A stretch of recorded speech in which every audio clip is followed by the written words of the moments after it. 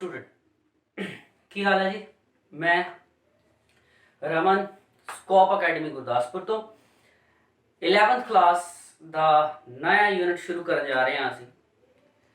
ਪਹਿਲਾ यूनिट ਜਿਹੜਾ ਸੀ ਉਹ ਫਿਜ਼ਿਕਸ ਦਾ ਫੰਡਾਮੈਂਟਲ यूनिट ਸੀ, ਜਿਹਦੇ ਵਿੱਚ ਕਾਫੀ ਕੁਝ ਤੁਸੀਂ ਪੜਿਆ। ਜਿਨ੍ਹਾਂ ਨੇ ਪਹਿਲਾ यूनिट नहीं देखा ਉਹ प्लीज़ प्रीवियस ਲੈਕਚਰ ਜ਼ਰੂਰ देखो। ਹੁਣ ਵਾਰੀ ਆਉਂਦੀ है दूसरे यूनिट ਦੀ। दूसरे यूनिट का नाम है काइनामेटिक्स। यूनिट 2 और यूनिट का नाम है काइनामेटिक्स। ठीक है, और असी इहदा पहला चैप्टर करन जा रहे हैं motion in straight line. Motion in a straight line. ठीक है, इस तो पहला कि मैं तुहानू यूनिट का कोई टॉपिक शुरू करावां, मैं सब तो पहला यह दसना चाहना कि असी इहदे विच की पढ़न जावांगे। मैं बहुत एक्साइटेड हाँ इस यूनिट नू लैके, क्योंकि मेरा फेवरेट यूनिट है। ठीक है, मोशन बारे असी पढ़ना, मोशन की कैलकुलेशन होनी है।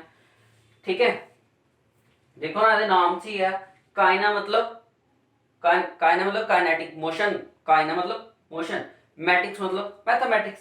ठीक, देखो बेटा, साडे कोल फिजिक्स की एक ब्रांच पढ़ी सी आपां मकैनिक्स, इत्थों शुरू होंदी है। मकैनिक्स जिहड़ी ब्रांच है फिजिक्स की, उहदे विच ऑब्जेक्ट दे मोशन की ही गल कीती गई है। मकैनिक्स दी अगे 3 ब्रांचेस निकलदियां ने, मैं सिर्फ उत्ते गल करदा। पहली ब्रांच है स्टैटिक्स,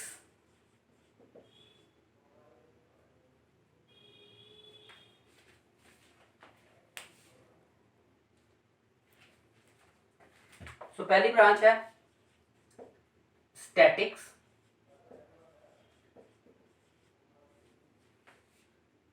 दूसरी ब्रांच है डायनामिक्स, ते तीसरी ब्रांच है काइनेमेटिक्स। पहला यदि गल कर लेते हैं की है static branch. Study of object when it is at rest।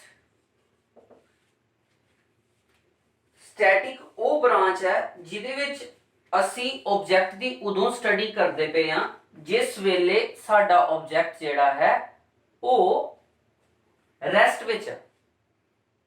ठीक है, रेस्ट विच भी मोशन की स्टडी हो सकती है। मैं 1-2 एग्जांपल दे देना। फॉर एग्जांपल, कोई इंक्लाइंड प्लेन है, ਉਹਦੇ ਉੱਤੇ कोई बॉडी पई है। ਇਹ इंक्लाइंड प्लेन मतलब इस तरह कोई ਸਲਾਂਟ बनी हुई है। ठीक है, ਉਹਦੇ ਤੇ कोई बॉडी बनी है, मूव नहीं करे करती, पर ਉਹਦੇ ਉੱਤੇ एक फोर्स लगेगी ਜਿਹਦੇ ਕਰਕੇ ਉਹ नीचे ਨੂੰ स्लाइड कर सकती है, करे नहीं करती। और normal weight perpendicular to surface लगेगा और फोर्स जिहड़ी अपवर्ड लगेगी। जदों आपां ऑब्जेक्ट नूं स्टैटिक पोजीशन ते उहदे उत्ते लगण वालियां फोर्सेस बारे पढ़े करते हैं, आपां बोलदे पे हां, आपां पढ़दे हां स्टैटिक्स। ठीक है, एक एग्जांपल और ले लो। मान लो एक थ्रेड की मदद नाल एक पेंडुलम नूं, एक थ्रेड की मदद नाल एक पेंडुलम नूं तुसीं इस तरह हैंग कीता होया। हुण थ्रेड नाल पेंडुलम जिहड़ा वा वो स्ट्रेच्ड है, पर ਇਹਦੇ ਤੇ फोर्स डाउनवर्ड लगन दी है, पर वो सारी दी सारी फोर्स बैलेंस की जाती है ਜਿਹੜੀ स्ट्रिंग ਜਿਹੜੇ थ्रेड है ਉਹਦੇ ਵਿੱਚ ਆਉਣ ਵਾਲੀ फोर्स ਦੇ ਨਾਲ, स्ट्रिंग फोर्स ਦੇ ਨਾਲ ਜਿਹੜੀ टेंशन फोर्स ਵਿੱਚ आ रही है ਉਹਦੇ ਨਾਲ ਇਹ बैलेंस की जा रही है। ਇਹਦਾ मतलब कि पेंडुलम है ते स्टैटिक है, पर अजे भी फोर्स लगे करती है। मतलब ਜਦੋਂ ऑब्जेक्ट एक जगह ਦੇ ਉੱਤੇ स्टैंड करता पिया, ठीक है, एक जगह ते उत्ते खलोता होया, उस वेले भी उहदे उत्ते जिहड़ी फोर्स लगे करती है, ਉਹਨੂੰ ਆਪਾਂ ਕੀ ਬੋਲਦੇ ਆ, ਉਹਨੂੰ ਬੋਲਦੇ ਆ स्टैटिक्स। यानी कि मैकेनिक्स की वो ब्रांच जिहदे विच ऑब्जेक्ट के उत्ते गल की जाए, ऑब्जेक्ट नूं पढ़ाया जाए पर ऑब्जेक्ट उस वेले रेस्ट होए। ठीक है। दूसरी ब्रांच है डायनामिक्स। डायनामिक्स की है study of motion of object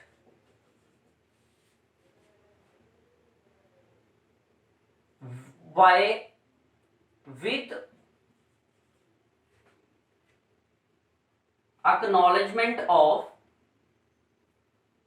with information of या acknowledgement of causes of motion। मतलब ਇਹਦਾ ਇਹ ਮਕੈਨਿਕਸ ਦੀ ਉਹ ਸਬ ਬ੍ਰਾਂਚ ਹੈ ਜਿਹਦੇ ਵਿੱਚ ਅਸੀਂ ਆਬਜੈਕਟ ਦੇ ਮੋਸ਼ਨ ਬਾਰੇ ਪੜ੍ਹਦੇ ਹਾਂ। ਜਦੋਂ ਮੋਸ਼ਨ ਨੂੰ ਕਰਨ ਦੇ ਪਿੱਛੇ ਜਿਹੜੇ ਕਾਰਨ ਹੈ ਉਹਨਾਂ ਦੀ ਵੀ ਗੱਲ ਕੀਤੀ ਜਾਂਦੀ ਆ with knowing the causes of motion. ਤੁਹਾਨੂੰ ਪਤਾ ਕਿਸੇ ਵੀ ਆਬਜੈਕਟ ਦੇ ਵਿੱਚ ਮੋਸ਼ਨ ਕਿਸੇ ਫੋਰਸ ਦੁਆਰਾ ਆਂਦਾ। ਆਪਾਂ ਕਿਸੇ ਤੇ ਬਲ ਲਗਾਉਂਦੇ ਆ, ਬੋਡੀ ਮੂਵ ਕਰਦੀ ਹੈ। ਉਹ ਜਿਹੜਾ ਫੋਰਸ ਹੈ, ਜਦੋਂ ਆਪਾਂ ਫੋਰਸ ਦੀ ਗੱਲ ਕਰਾਂਗੇ ਸਮਝ ਲਓ ਆਪਾਂ ਡਾਇਨਾਮਿਕਸ ਪੜ੍ਹਦੇ ਪਏ ਹਾਂ। ਸੋ ਡਾਇਨਾਮਿਕਸ ਦੀ ਬ੍ਰਾਂਚ ਜਿਹੜੀ ਆ ਉਹ ਵੀ ਸਾਡੇ ਕੋਲ ਇਸ ਕਲਾਸ ਵਿੱਚ ਹੈ, ਪਰ ਇਹ ਇਸ ਤੋਂ ਅਗਲਾ ਯੂਨਿਟ ਹੈ। ਹੁਣ ਵਾਰੀ ਆਂਦੀ ਹੈ ਸਾਡੇ ਚੈਪਟਰ ਦੀ ਕਾਇਨੈਮੈਟਿਕਸ ਦੀ।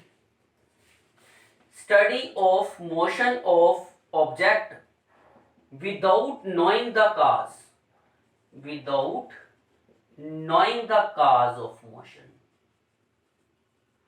बिना मोशन ਦਾ ਕਾਰਨ ਕੰਸੀਡਰ ਕੀਤੇ ਉਹਦਾ ਸਾਨੂੰ ਕੋਈ ਲੈਣ ਦੇਣ ਨਹੀਂ। ਸਿਰਫ ਅਸੀਂ ਪੜਨਾ ਮੋਸ਼ਨ ਕੀ ਹੋ ਰਿਹਾ, ਕਿਸ ਤਰ੍ਹਾਂ ਹੋ ਰਿਹਾ, ਉਹਨੂੰ ਅਸੀਂ ਕਾਇਨੈਮੈਟਿਕਸ ਬੋਲਦੇ ਹਾਂ। ਤੁਸੀਂ 9th ਕਲਾਸ ਵਿੱਚ ਵੀ ਕਾਇਨੈਮੈਟਿਕਸ ਪੜ੍ਹ ਕੇ ਆਏ ਹੋ। ਇਹ ਜਿਹੜੀਆਂ ਇਕੁਏਸ਼ਨਸ ਪੜ੍ਹੀਆਂ ਤੁਸੀਂ v = u + at, v² - u² = 2as, s = ut + ਇਹ ਕੀ ਨੇ? ਇਹ ਸਾਰੀ ਦੀਆਂ ਸਾਰੀਆਂ ਕਾਇਨੈਮੈਟਿਕ ਮੋਸ਼ਨ ਦੀਆਂ ਐਗਜ਼ਾਮਪਲਸ ਨੇ। ਕਾਇਨੈਮੈਟਿਕ ਇਕੁਏਸ਼ਨਸ ਵੀ ਕਿਹਾ ਜਾਂਦਾ, ਜਿਹਦੇ ਵਿੱਚ ਅਸੀਂ ਮੋਸ਼ਨ ਕਿਉਂ ਹੋ ਰਿਹਾ ਇਹਦੇ ਤੇ ਕੋਈ ਗੱਲ ਨਹੀਂ ਕਰਦੇ, ਮੋਸ਼ਨ ਕੀ ਹੋ ਰਿਹਾ ਸਿਰਫ ਮੋਸ਼ਨ ਦੀ ਐਕਸਪਲੇਨੇਸ਼ਨ ਹੈ, that is called ਕਾਇਨੈਮੈਟਿਕਸ। ਤੇ ਸਾਡਾ ਅੱਜ ਦੀ ਕਲਾਸ ਕਾਇਨੈਮੈਟਿਕਸ ਦੇ ਉੱਤੇ ਆ। ਡਨ? ਇੱਥੇ ਤੱਕ ਸਮਝ ਆ ਗਿਆ?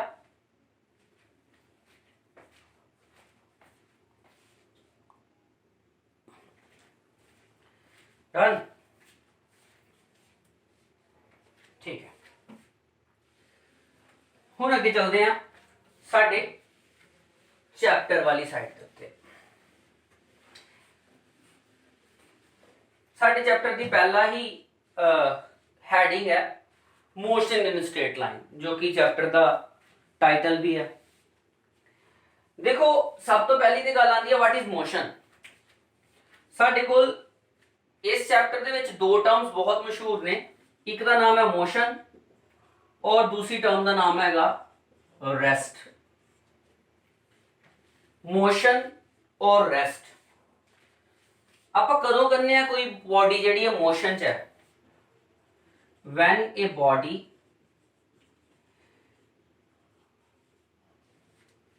changes its position with respect to time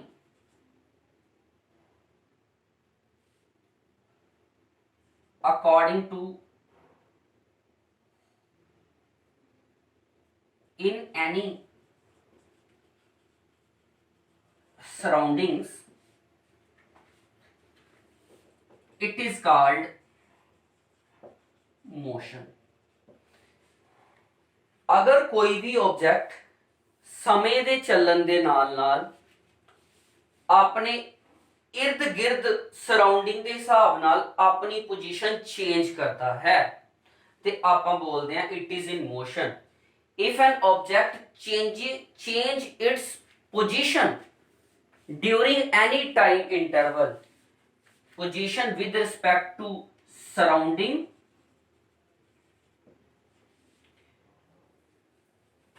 during any time interval,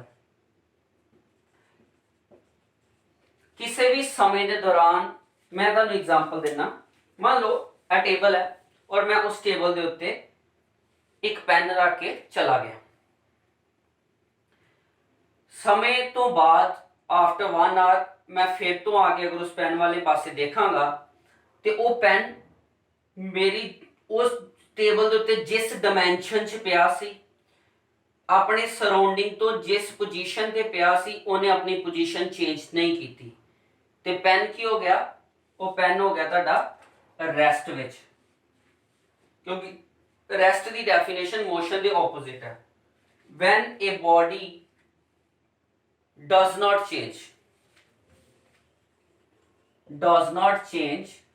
its position with respect to surrounding during any time interval, it is called in rest। अगर कोई बॉडी हुण मान लो रेस्ट की डेफिनेशन ते आ गई कि मैं इत्थे रख दिता और मैं चला गया, समा चला बीतता गया और कुछ समय बाद आप देखा कि इन्हें अपनी पोजीशन चेंज नहीं की ते आप बोलांगे कि रेस्ट विच। और अगर पोजीशन चेंज कर ली, क्योंकि मूविंग बॉडी, अगर मैं मूविंग बॉडी च मैं विद रिस्पेक्ट टू सराउंडिंग मेरी पोजीशन है वा पर टाइम दे नाल मेरी पोजीशन चेंज होगी, it is called motion. That's it. ठीक है। सो मोशन ते रेस्ट दोने टर्म्स एक दूजे नाल जुड़ियां होईयां। अगर कोई ऑब्जेक्ट मोशन च है इट मीनस वो रेस्ट विच नहीं है, अगर कोई ऑब्जेक्ट रेस्ट विच है तो मोशन च नहीं है। हाँ, कई बार इस तरह हो सकता वा कि with respect to different observer कोई ऑब्जेक्ट मोशन च भी हो सकता और किसी वास्ते वो रेस्ट विच भी हो सकता। मतलब फॉर एग्जांपल मान लो मैं और मेरा दोस्त ट्रैवल करते पे हाँ एक कार दे विच, ठीक है, ਅਸੀਂ ਦੋਨੇ ਇੱਕ ਦੂਜੇ ਦੇ ਸਾਹਮਣੇ ਬੈਠੇ ਹੋਏ ਆ, ਠੀਕ ਹੈ, ਕਿਸੇ ਵੀ ਵਹੀਕਲ ਚ ਲਾਈਕ ਟ੍ਰੇਨ ਦੇ ਵਿੱਚ ਆ ਤੇ ਇੱਕ ਦੂਜੇ ਦੇ ਸਾਹਮਣੇ ਆ।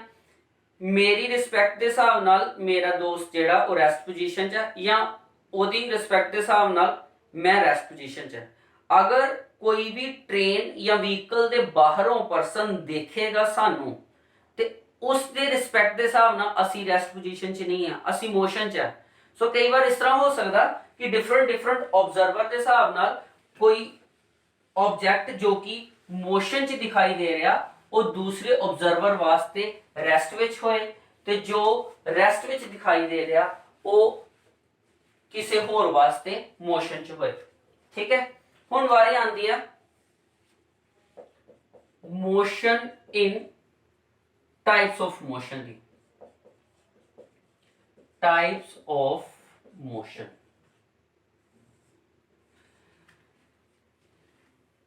बेटा मोशन जेड़ा वा according to the dimensional value ए 3 तरह का हुंदा।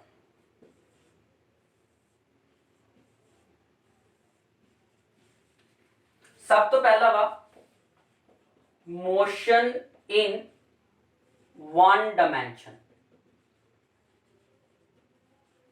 या कह लो 1 डायमेंशनल मोशन।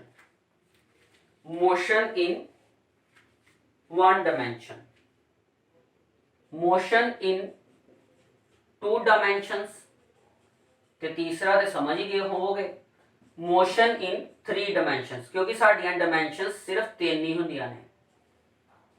3 ही डायमेंशंस होना मतलब या ते असी अलोंग एक्स एक्सिस मूव करांगे ओनली 1 डायमेंशन, या मूवमेंट एक्स और वाई दोने एक्सिस दे अलोंग होएगी तो या फिर मूवमेंट एक्स वाई जेड तीन एक्सिस के अलोंग होएगी। मैं तो डीपली कराना। ठीक है।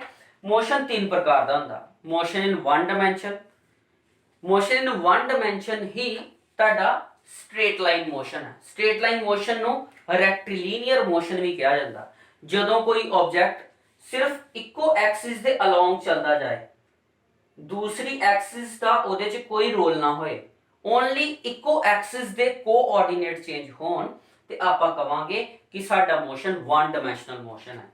If an object execute it's motion along only in 1 dimension, सिर्फ इको, चाहे एक्स एक्सिस दे अलोंग, मैं जिस तरह बिल्कुल सीधा चलता जा रहा तुहाडे वाले पासे, यह हो गया 1 डायमेंशनल मोशन। 1 डायमेंशनल मोशन दी एग्जांपल की है? 1 डायमेंशनल मोशन की एग्जांपल है गया ट्रेन ऑन रेल ट्रैक। यह ताड़ी 1 डायमेंशनल मोशन है।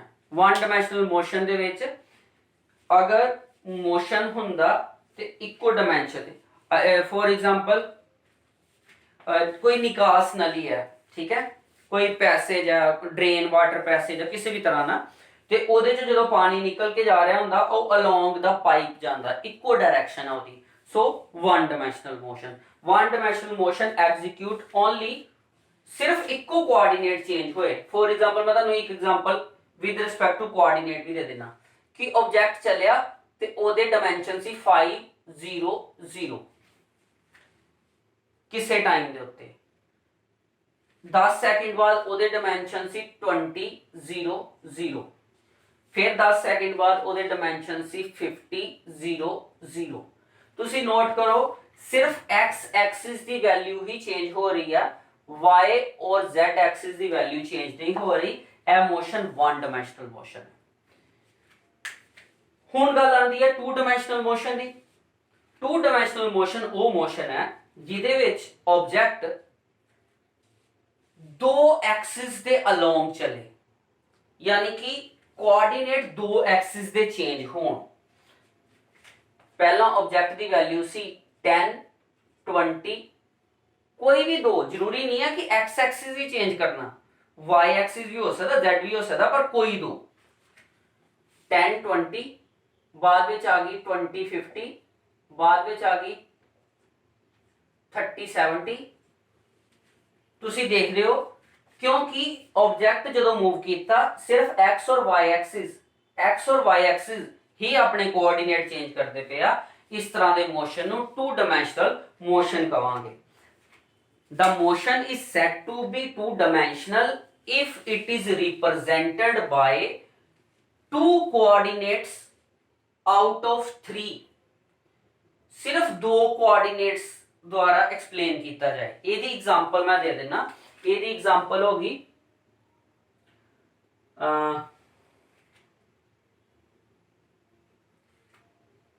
insect on floor।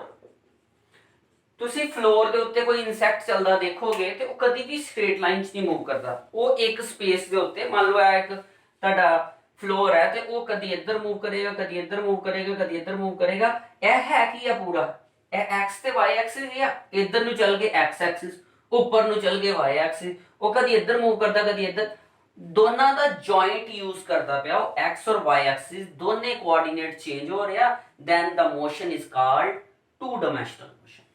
ਹੁਣ ਵਾਰੀ ਆਉਂਦੀ ਹੈ 3 ਡਾਇਮੈਂਸ਼ਨਲ ਮੋਸ਼ਨ ਦੀ। ਮੇਰਾ ਖਿਆਲ ਹੈ ਤੁਸੀਂ ਸਮਝ ਤੇ ਗਏ ਹੋਵੋਗੇ, ਪਰ ਚਲੋ ਮੈਂ ਐਗਜ਼ਾਮਪਲ ਦੇ ਦੇਣਾ ਤੇ ਡੈਫੀਨੇਸ਼ਨ ਵੀ ਬੋਲ ਦੇਣਾ। The motion is said to be 3 dimensional if all the 3 coordinates of the motion changes with time। ਤਿੰਨੇ ਕੋਆਰਡੀਨੇਟ ਚੇਂਜ ਕਰ, ਯਾਨੀ ਕਿ x ਐਕਸਿਸ ਵੀ,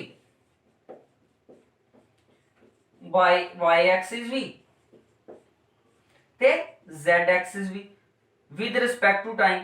ਇਹ ਕੋਆਰਡੀਨੇਟਸ ਵੱਧ ਵੀ ਸਕਦੇ ਆ, ਘਟ ਵੀ ਸਕਦੇ ਆ। ਅਗਰ ਆਬਜੈਕਟ ਹੋ ਸਕਦਾ ਫਿਰ ਤੋਂ ਵਾਪਸ ਨੂੰ ਚੱਲਣਾ ਸ਼ੁਰੂ ਹੋ ਜੇ, ਤੇ ਜਦੋਂ ਚੱਲ ਵਾਪਸ ਨੂੰ ਆਣਾ ਸ਼ੁਰੂ ਕਰ ਜਾਏਗਾ ਤੇ ਆਬਜੈਕਟ ਦੇ ਕੋਆਰਡੀਨੇਟ ਘਟ ਨਹੀਂ ਜਾਣਗੇ। ਠੀਕ ਹੈ, ਮੈਂ ਇਧਰ ਨੂੰ ਮੂਵ ਕੀਤਾ, x ਐਕਸਿਸ ਵਧਿਆ, ਵਾਪਸ ਆ ਗਿਆ, ਘਟ ਗਿਆ। ਇਧਰ ਨੂੰ ਮੂਵ ਕੀਤਾ, y ਐਕਸਿਸ ਵਧਿਆ, ਵਾਪਸ ਆ ਗਿਆ, ਘਟ ਗਿਆ। ਸੋ ਚੇਂਜ ਸ਼ਬਦ ਦੇ ਲਈ ਚੇਂਜ, ਇੰਕਰੀਜ਼ ਨਹੀਂ ਕਰਨਾ। ਠੀਕ, ਹੁਣ ਇਹਦਾ ਮੋਸ਼ਨ ਸਾਡੇ ਮੋਸਟ ਆਫ ਦੀ ਲਾਈਫ ਦੇ ਵਿੱਚ ਜ਼ਿਆਦਾਤਰ ਤੇ ਟੂ ਡਾਇਮੈਂਸ਼ਨਲ ਮੋਸ਼ਨ ਹੁੰਦਾ, ਕਿਉਂਕਿ ਅਸੀਂ ਖੁਦ ਵੀ ਇੱਕ ਸਰਫੇਸ ਦੇ ਉੱਤੇ ਹੀ ਟਰੈਵਲ ਕਰਦੇ ਹਾਂ। ਠੀਕ ਹੈ, 3 ਡਾਇਮੈਂਸ਼ਨਲ ਮੋਸ਼ਨ ਦੀ ਐਗਜ਼ਾਮਪਲ ਹੈਗੀ ਆ ਬਰਡਸ, ਕਾਈਟਸ, ਪੰਛੀ ਹਵਾ ਦੇ ਵਿੱਚ x Axis, y Axis, z Axis ਕਿਤੇ ਵੀ ਜਾ ਸਕਦੇ ਆ। ਜਦੋਂ ਆਪਾਂ 3 ਡਾਇਮੈਂਸ਼ਨਲ ਮੋਸ਼ਨ ਦੀ ਗੱਲ ਕਰਾਂਗੇ ਤੇ ਉਹ ਹੋਣਾ ਤੁਹਾਡੇ ਕੋਲ 3 ਡਾਇਮੈਂਸ਼ਨਲ ਮੋਸ਼ਨ, ਜਿਹਦੇ ਵਿੱਚ ਆਪਾਂ ਆਬਜੈਕਟ ਨੂੰ ਸਪੇਸ ਦੇ ਵਿੱਚ ਮੂਵ ਕਰਵਾਉਣਾ। ਠੀਕ ਹੈ,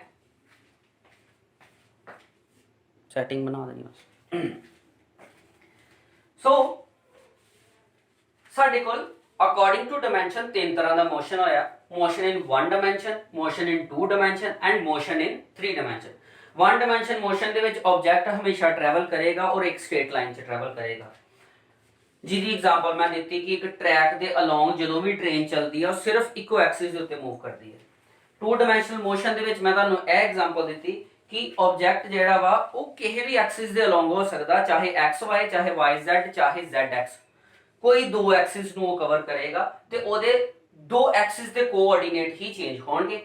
ਜਿਹਦੇ ਵਿੱਚ ਆਪਾਂ ਆਪਣੀ ਡੇਲੀ ਲਾਈਫ ਦੀ ਗੱਲ ਕਰ ਲਈਏ, ਅਸੀਂ ਇੱਕ ਸਰਫੇਸ ਤੇ ਮੂਵ ਕਰਦੇ ਆ ਤੇ ਇੱਕ ਪਾਰਟਿਕੂਲਰ ਦਿਸ਼ਾ 'ਚ ਨਹੀਂ ਚੱਲਦੇ, ਕਦੀ ਦਾएं ਜਾਂਦੇ ਆ, ਕਦੀ ਬਾएं ਜਾਂਦੇ ਆ, ਕਦੀ ਲੈਫਟ ਹੁੰਦੇ ਆ, ਕਦੀ ਰਾਈਟ ਹੁੰਦੇ ਆ।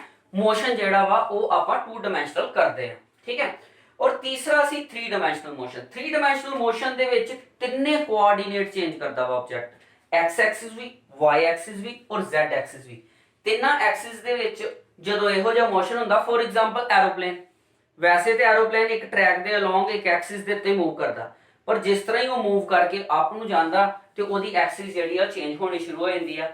x y z ਤਿੰਨੇ ਹੀ ਯੂਜ਼ ਹੁੰਦੀ। ਬਰਡ ਤੋਂ ਵਧੀਆ ਐਗਜ਼ਾਮਪਲ ਨਹੀਂ ਹੋ ਸਕਦੀ, ਬਰਡ ਸਾਡੇ ਜਿਹੜੇ ਨੇ ਉਹ ਇਸ ਤਰ੍ਹਾਂ ਮੂਵ ਕਰਦੇ ਨੇ। ਸੋ ਅਸੀਂ ਸ਼ੁਰੂ ਕਰਨ ਜਾ ਰਹੇ ਹਾਂ ਕਾਇਨਾਮੈਟਿਕ ਇਨ 1 ਡਾਇਮੈਂਸ਼ਨਲ ਮੋਸ਼ਨ, ਜਿਹਦੇ ਵਿੱਚ ਅਸੀਂ ਅਲੱਗ-ਅਲੱਗ ਚੀਜ਼ਾਂ ਨੂੰ ਪੜਾਂਗੇ। ਇੱਥੋਂ ਤੱਕ ਸਮਝ ਆ ਗਿਆ? ਠੀਕ ਹੈ ਬੇਟਾ।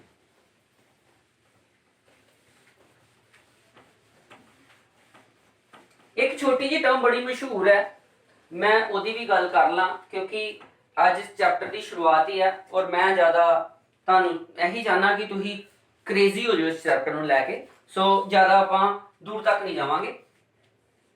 ਛੋਟੀ ਟਰਮ ਕੀ ਹੈ ਇਹਦੇ 'ਚ? Point object. ਇਹ ਨਾਮ ਬਹੁਤ ਵਾਰ ਸੁਣਨਾ ਤੁਸੀਂ, point object. let an object is an point object। ਆਪਾਂ ਕਹਿਣਾ ਇਹਦੇ 'ਚ ਬਾਰ-ਬਾਰ ਪੁਆਇੰਟ ਆਬਜੈਕਟ, ਪੁਆਇੰਟ ਆਬਜੈਕਟ। ਕੀ ਹੁੰਦਾ ਪੁਆਇੰਟ ਆਬਜੈਕਟ? ਪੁਆਇੰਟ ਆਬਜੈਕਟ ਦਾ ਮਤਲਬ ਇਹ ਥੋੜਾ ਵਾ ਕਿ ਇੱਕ ਆਬਜੈਕਟ ਜਿਹੜਾ ਕਿ ਪੁਆਇੰਟ ਜਿੰਨਾ, ਜਿਹਦਾ ਸਾਈਜ਼ ਇੱਕ ਪੁਆਇੰਟ ਜਿੰਨਾ ਨਾ। ਕਿਸੇ ਆਬਜੈਕਟ ਨੂੰ ਪੁਆਇੰਟ ਆਬਜੈਕਟ ਦਾ ਦਰਜਾ ਇਸ ਕਰਕੇ ਦਿੱਤਾ ਜਾਂਦਾ ਵਾ ਜਦੋਂ ਉਹ ਆਬਜੈਕਟ ਦਾ ਸਾਈਜ਼ ਉਹਦੇ ਦੁਆਰਾ ਟਰੈਵਲ ਕੀਤੇ ਗਏ ਡਿਸਟੈਂਸ ਦੇ ਸਾਈਜ਼ ਦੇ ਹਿਸਾਬ ਨਾਲ ਬਹੁਤ ਛੋਟਾ ਹੋਏ। ਯਾਨੀ ਕਿ if an object has very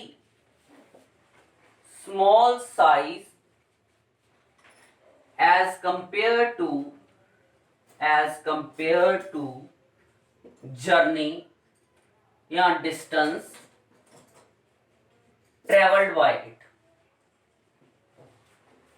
the object is called point object। point object ਆਪਾਂ ਕਿਹਨੂੰ ਕਰਨੇ ਆ? ਜਿਹੜਾ ਆਪਣਾ ਸਾਈਜ਼ ਉਹਦੇ ਡਿਸਟੈਂਸ ਤੋਂ ਬਹੁਤ ਛੋਟਾ ਜਾਪੇ। ਐਗਜ਼ਾਮਪਲ ਦੇ ਤੌਰ ਤੇ ਮੰਨ ਲਓ ਮੈਂ ਇੱਥੋਂ ਇੱਕ ਬੱਸ ਦੇ ਵਿੱਚ ਸਵਾਰੀ ਕਰਦਾ ਔਰ ਬੱਸ ਜਾਂਦੀ ਹੈ ਮੁੰਬਈ ਤੱਕ। ਮੁੰਬਈ ਤੱਕ ਦਾ ਜਿਹੜਾ ਡਿਸਟੈਂਸ ਹੈ ਉਹ ਲਗਭਗ 2000 ਕਿਲੋਮੀਟਰ ਹੈ। 2000 kilometre is a very large distance as compared to the size of bus। ਬੱਸ ਦੇ ਹਿਸਾਬ ਨਾਲ ਅਗਰ ਮੁੰਬਈ ਤੱਕ ਦੀ ਜਰਨੀ ਦੀ ਗੱਲ ਕੀਤੀ ਜਾਏ ਤੇ ਬੱਸ ਬਹੁਤ ਛੋਟੀ ਹੈ।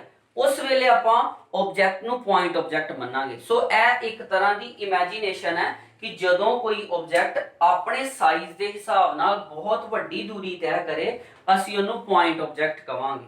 ਕਲੀਅਰ ਹੋ ਗਈ ਗੱਲ? ਠੀਕ ਹੈ।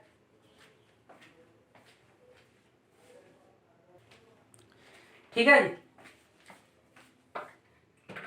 सो समझ आ गया पॉइंट ऑब्जेक्ट की है। छोटी जी को ते चीज ही, नाम भी पॉइंट ऑब्जेक्ट ही, काम भी सौखा है।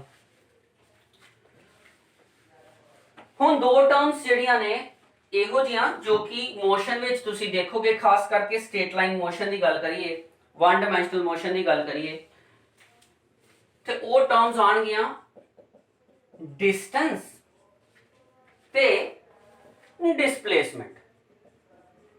डिस्टेंस ते डिस्प्लेसमेंट की है टर्म्स है डिस्टेंस एंड डिस्प्लेसमेंट। देखो बेटा, अगर कोई भी ऑब्जेक्ट कोई मोशन तय करता, मैं तुहानू एग्जांपल दे देना। मान लो एक ऑब्जेक्ट है ए पॉइंट तो बी पॉइंट तक ट्रैवल करता, ये दो पॉइंट ने जिहदे विच उहने मोशन तय किया एक तरीके ना, दूसरा तरीका है रहा ते तीसरा तरीका है रहा। 3 पाथ ले, पाथ 1, पाथ 2 और पाथ 3।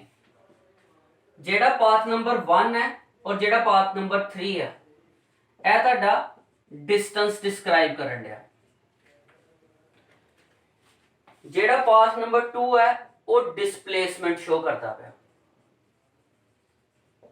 ਕੀ ਮਤਲਬ ਹੋਇਆ ਕਿ ਅਗਰ ਆਬਜੈਕਟ ਅਲੱਗ-ਅਲੱਗ ਪਾਥ ਦਾ ਸਟਰਕਚਰ ਤੈਅ ਕਰਕੇ A ਤੋਂ B ਜਾ ਰਿਹਾ ਤੇ ਉਹਦਾ ਜਿਹੜਾ ਡਿਸਟੈਂਸ ਡਿਫਾਈਨ ਹੋਣ ਡਿਆ, ਪਰ ਅਗਰ A ਤੋਂ B ਤੱਕ ਦਾ ਇੱਕ ਸ਼ੋਰਟੈਸਟ ਪਾਥ ਆਪਾਂ ਮਾਰਕ ਕਰੀਏ ਤੇ ਉਹ ਸ਼ੋਰਟੈਸਟ ਪਾਥ ਜਿਹੜਾ ਵਾ ਡਿਸਪਲੇਸਮੈਂਟ ਹੋਏਗੀ। ਸੋ ਇਹ ਤਾਂ ਡੈਫੀਨੇਸ਼ਨ ਕੀ ਨਿਕਲ ਕੇ ਆਂਦੀ ਆ, ਡੈਫੀਨੇਸ਼ਨ ਆਂਦੀ ਹੈ distance the, it is the length of path, it is the length of path of an object when it travels from one point to other। ठीक है, डिस्टेंस की है, डिस्टेंस एक तरह का जो भी पाथ कवर किया ऑब्जेक्ट ने एक पॉइंट तो दूसरी जगह ते जाने दे लई उस पाथ दी जिहड़ी लेंथ होएगी, इट मीनस A तो B गया, पहला इत्थों मूव कर रहा, फिर इत्थे मूव करता पाया, फिर इत्थे पहुंचा, ਇਹ ਜਿਹੜਾ डिस्टेंस है इत्थों प्लस ए डिस्टेंस है, ਇਹ ਜਿਹੜੀ पाथ ਦਾ ਜਿਹੜੀ लेंथ आई है डिस्टेंस है। पर अगर A तो B तक सीधा डिस्टेंस मार करिए, सीधी पाथ ਨੂੰ मार करिए, ਉਹਨੂੰ ਆਪਾਂ डिस्प्लेसमेंट कहांगे, that is shorter path length from one point to other.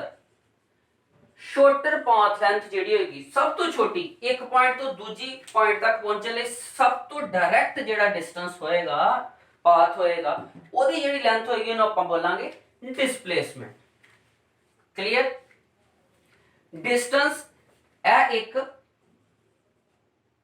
Scalar quantity है, जद कि डिस्प्लेसमेंट की गल करिए तो यह एक वैक्टर क्वांटिटी है। पढ़िया ना स्केलर ते वैक्टर? नहीं पढ़िया तो साडे इस टॉपिक दे विच अगे आना, मैं उत्थे थोड़ा डीपली करावांगा क्योंकि वैक्टर्स नाम तो यूनिट आ रहा साडे को।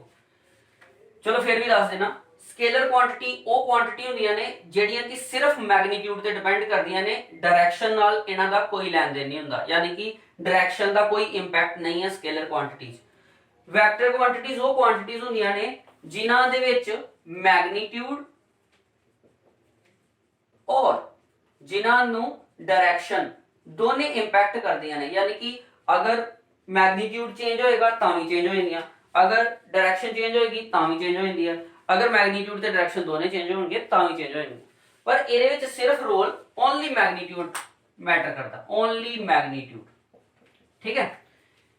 जे डिस्टेंस की गल करिए, डिस्टेंस हमेशा पॉजिटिव होंदे ने, डिस्टेंस हमेशा पॉजिटिव होंदे ने, जद कि डिस्प्लेसमेंट पॉजिटिव, जीरो, नेगेटिव कुछ भी हो सकता।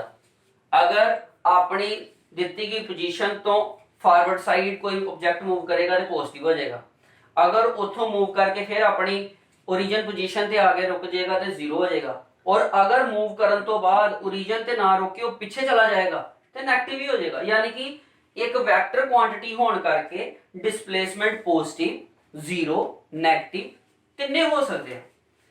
एक लास्ट पॉइंट और डिफाइन कर देना, डिस्टेंस जेड़ा वा इट विल बी ग्रेटर और इक्वल टू डिस्प्लेसमेंट। डिस्प्लेसमेंट दे बराबर हो सकता डिस्टेंस या वड्डा हो सकता। जे दूजे पासे डिस्प्लेसमेंट की गल करिए, इट वुड बी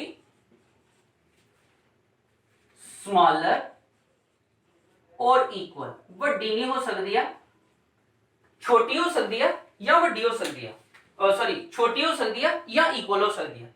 मैं एक एग्जांपल नाल दस दे समझा देना तुहानू। मान लो एक ऑब्जेक्ट ट्रैवल करके इथों इत्थे गया ते डिस्टेंस हो गया दा 10 + 10, जदों स्ट्रेट निकलिया ते डिस्प्लेसमेंट जिहड़ी आ ਸੌਰੀ ਜਦੋਂ ਸਟੇਟ ਗਿਆ ਤੇ ਸਟੇਟ ਦੇ ਵਿੱਚ ਇਹਦਾ ਜਿਹੜਾ ਡਾਇਰੈਕਟ ਡਿਸਟੈਂਸ ਆ ਉਹ 15 ਆ। ਠੀਕ ਹੈ, ਤੁਸੀਂ ਦੇਖੋਗੇ डिस्प्लेसमेंट ਜਿਹੜੀ ਹੈ डायरेक्ट आइडेंटिटी है, डिस्प्लेसमेंट कितनी आ गई 15, डिस्टेंस कितना आ गया 10 + 10 v जो कि ग्रेटर शो हो गया। अगर कोई ऑब्जेक्ट स्ट्रेट लाइन च मूव करता वो पाथ कोई होर फॉलो नहीं करता, एंड टू शुरू तो एंड वाली पोजीशन ते जाने दे लई स्ट्रेट लाइन च मूव करता ते फिर ओदी डिस्टेंस और डिस्प्लेसमेंट इक्वल हो जाएंगे। अगर वो सीधा ही मूव करेगा, जिधर मूव करने सीधा ही मूव करेगा, डिस्टेंस और डिस्प्लेसमेंट इक्वल हो जाएंगे। इट मींस डिस्टेंस डिस्प्लेसमेंट तो ज्यादा हो सकता वा। ठीक है, क्लियर होगी गल? डिस्टेंस और डिस्प्लेसमेंट जो कि बड़िया छोटिया टर्म्स है, इन्हों तुसीं खुद भी देख लियो, अगर कोई प्रॉब्लम आए तो दस दियो क्योंकि तुसीं 9th क्लास विच भी पढ़ चुके हो। ठीक है, अज असी स्टार्टअप किया यूनिट नंबर 2 का, जिहदे विच मैं तुहानूं कुछ फैक्ट्स दस्से। काइनामैटिक्स दे विच बहुत मज़ेदार सारे कॉन्सैप्ट रहणगे जे तुसीं मन लगा के पढ़ोगे, मन लगा के पूरे नोट्स करोगे और मन लगा के ही अपने क्वेश्चन पूछोगे। सो एक बार फिर तो तुहानूं अपील कर देना स्टूडेंट्स, जो तुसीं पढ़दे हो जिहड़े भी लैक्चर नूं तुहानूं चंगा लगदा उहनूं लाइक ते कर ही रहे हो। तुसीं कोशिश करो कि इनू ज़्यादा तो ज़्यादा शेयर करो, चैनल नूं ज़्यादा तो ज़्यादा स्प्रैड आउट करो। मैं हर वीडियो च इक्को अपील इस करके करदा तां जो कि मेरी इस सरल भाषा दे विच ज़्यादा तो ज़्यादा स्टूडेंट जिहड़े ने वो अपने घर बैठ के ही तैयारी कर सकन। ठीक है, ओके बेटा जी, हैव अ नाइस डे।